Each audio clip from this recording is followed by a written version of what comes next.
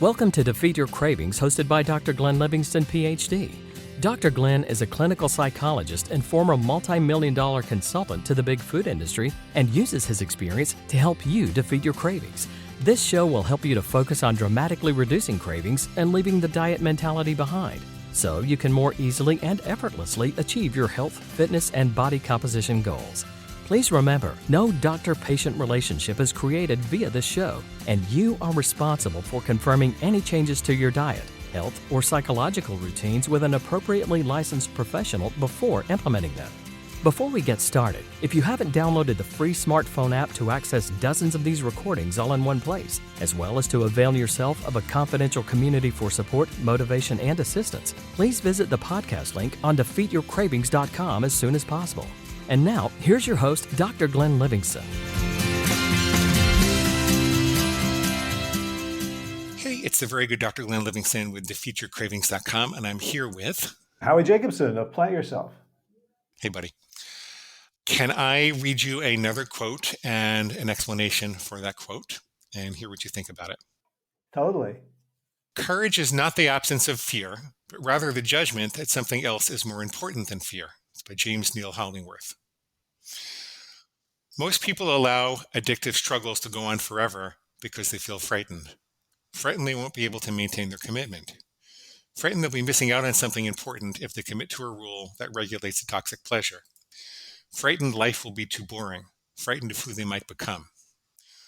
Whether it's flour, sugar, drugs, alcohol, smoking, or any other destructive substance or behavior, people deeply fear not being able to live without it. And they let this fear dictate their behavior, forever putting off doing something to make their lives better in these regards. They'll readily acknowledge the problem, but they'll continue to put off making a decision about it until they, quote unquote, feel ready, by which most people mean when I can get the fear down to a manageable level. But here's the thing. The fear of giving up or carefully regulating a toxic pleasure will never come down to a manageable level. If you're waiting to feel unafraid, you'll be waiting forever. Instead, what you want to do is be very specific about what being more constructive with this substance looks like. It might look like giving it up entirely, or it might be regulating it with a conditional rule. Then have a clear look at what adopting this rule, if you could really follow it, would do for your life. Follow the big why motivational process that we lay out in Defeat Your Cravings, and look at what damage the continuation of the existing behavior would do. In other words, amp up your motivation, but don't expect the fear to go away. Instead, just focus on your motivation while letting the fear exist in the background. Use your head to decide what you should do to the best of your ability, figure out what it would mean to you, and base your decisions on facts, not feelings. Be afraid and do it anyway. Courage is not the absence of fear, but rather the judgment that something else is more important than fear. So what do you think? Well, a bunch of things. Good. Bring it on. So one of the things that I've discovered has worked for me and for a number of clients, and I don't think it's universal, but the fear itself can be framed as something motivating. Tell me. Like you talk about this in terms of, you can't defeat a craving unless you're feeling the craving, right? So you've reframed the craving from something horrible to avoid, a calamity, to something to say, good, bring it on. Yes, exactly. And so if I'm feeling a fear, I don't know anyone who just has a fear of one thing. Like I'm afraid of tons of stuff, and they might be different, but there's something underlying. And so when I can say like, hey, here's a chance to face this fear, like that in itself can become a little bit exciting. Absolutely. And fear and excitement have the same physiological profile with a different cognitive label. You can absolutely reframe your fears as excitement. I remember listening to an interview with Bruce Springsteen, who was talking about early in his career, he's performing in front of these large stadiums and loving it. And he was talking to another performer whose name I can't remember, who was saying like she was having trouble getting on the stage because she had stage fright. And he's like, wow, what does that feel like? And she described all her symptoms. He goes, that's exactly what I have. Right. Right. I just thought it meant I couldn't wait to get up there. That's a really great way to look at it. Yeah, I love that idea that it's a cognitive label put on a series, a constellation of sensation. I love that courage is Identifying something as more important than fear, that's a different kind of reframe. I've heard, courage isn't the absence of fear, it's feeling the fear and doing it anyway. But this adds something doable, because there's plenty of times where I feel fear and I'm like, I can't do it anyway. It feels like, okay, cross this 12-lane highway, busy 12-lane highway. I can't take the first step. My body won't let me. If there were, my child on the other side in danger or in the middle, I've always been a non-swimmer, not liking water at all, not liking cold water. And one day my attention slipped and my then 18-month-old daughter fell into the pool. My goodness. And I jumped in after her. Like, I didn't think about it. I wasn't like, ooh, should I put on a bathing suit? Or is there someone else around?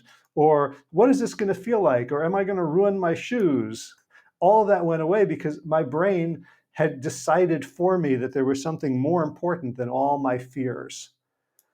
And so I think there's something there that we can grasp and take action on in a way that it's sometimes hard to do when the fear is just hardwired.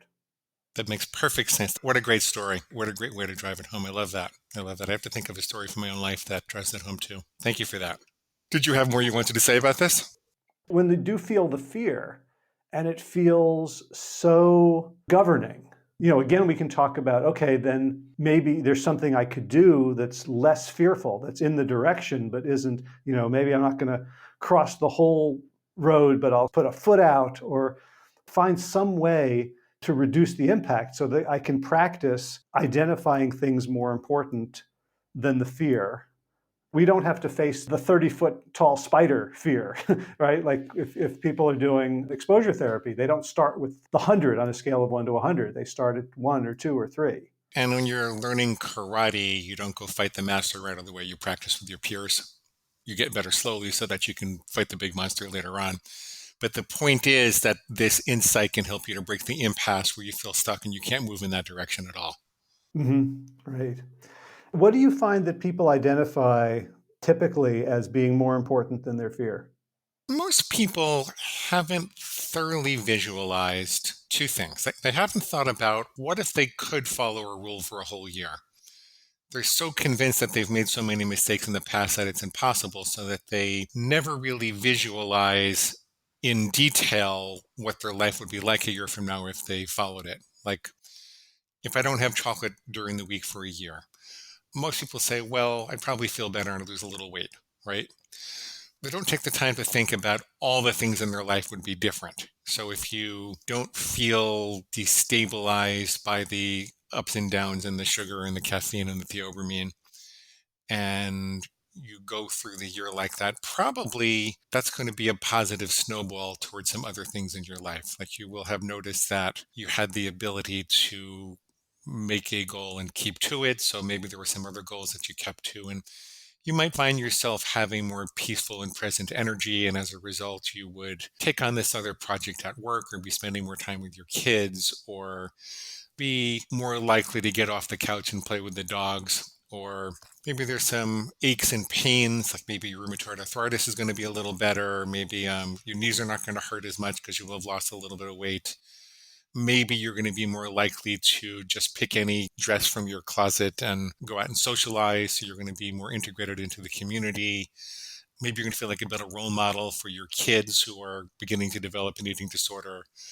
Maybe you would have taken the time to work on your finances a little more. And they don't take the time to really visualize how much they're giving up by continuing to just eat the chocolate willy-nilly.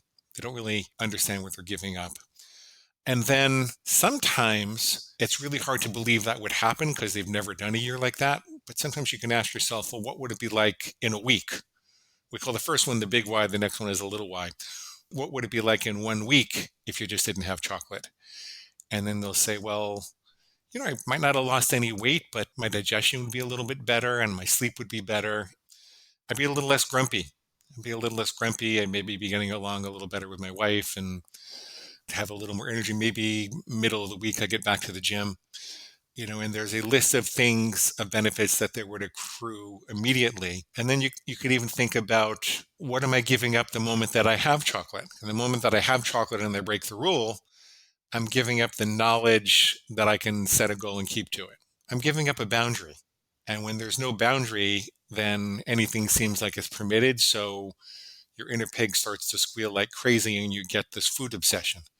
Oh, come on, you had the chocolate already, so you might as well have some cheese and some nuts and go get that donut. And then you start thinking about, how am I going to stop? When am I going to stop? Do I need to hide the evidence from my spouse, my kids? How do I make up for this? Do I have to exercise? And your brain just starts worrying. And so really, immediately you're giving up peace of mind. So when you look at all of those scenarios and everything that you're really giving up by continuing to have the chocolate, that becomes more important than the fear. Does that make sense? Yeah. So I heard, I think, three things. One is the comprehensiveness. When people think about their future, they don't think about it comprehensively in terms of all the benefits. The second thing is that they're not looking for the negative space. Like some of the comprehensiveness is what won't be happening anymore, as opposed to the positives of what will be happening, which leaves space for peace of mind. And the third thing, when you describe it in specifics, the future becomes vivid instead of vague. God knows the chocolate is vivid. I can close my eyes and imagine just what that first bite's going to be like, right? But the future is so diffuse and vague. When it becomes vivid, then it becomes emotional. Yes. If you tell a story, there's this famous test in psychology. It's called the thematic apperception test.